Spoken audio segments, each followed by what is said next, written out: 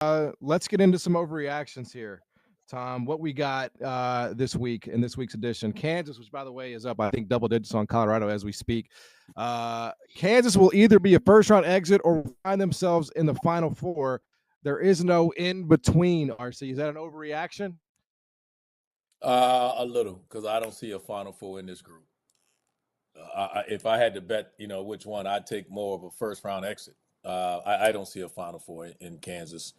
You don't want to speak on, but just Bill Self's recent interview about his team, I think it's I want to speak for him. It's too much respect and legendary coach to even say anything about what it is. But again, I don't think it's this team isn't playing well. They're leaking oil to me coming down the stretch here.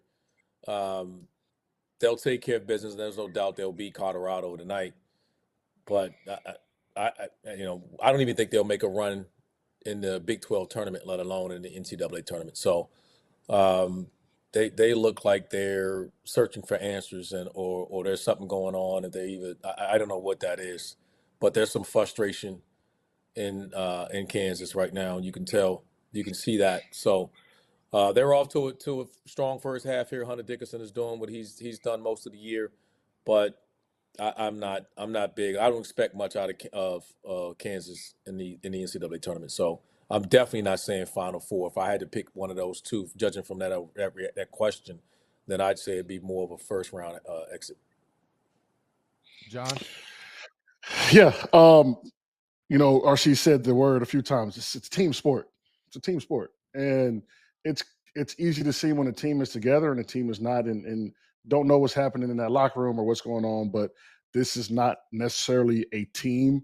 They have the talent, but when basketball is such a funny sport, I don't care who you have, Michael Jordan, LeBron James, and so on and so forth. If you don't play as a team, you will not win at the highest level. So there's definitely something going on within that team, role acceptance and things of that nature.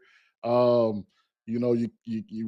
can't just put together a team of guys, and think this is going to work, man. You've got to analyze, you've got to build around. I say this I've said this a multiple times this year, how when they talked about how Shire put together his team, he wanted to build around Cooper Flagg, right? Complementary pieces for his game.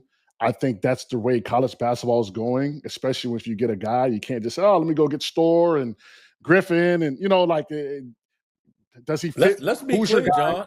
Hey, John, to your point, let's be clear. I think one of the biggest things we can fairly say is that, to your point, they missed on the portal when it came to that roster of fixing that, plugging those holes, those guys. Not saying those guys are bad players. They came in as good players. But mixing them with that talent, it didn't mix well. It didn't with Storrs and Griffin and those guys. It just didn't mesh the way it has in the past. You got Storr. I think he averaged 16, 17 points last year, coming off the bench, not playing that much. Griffin obviously was a big part of. Zeke Mayo's starting to come on a little bit, but he's not necessarily doing the things that they thought he was going to do. And so, when you look back on it, it's like, okay, maybe if Hunter Dickinson's our guy, let's build around Hunter Dickinson, And so, we thought when we saw what they did in the portal, we were like, oh, okay, Kansas is back. But, I'm sure Bill Self will figure it out. He's a legendary coach, just like Izzo has, figured it out. He'll keep plugging. We're just in a different era, man. And,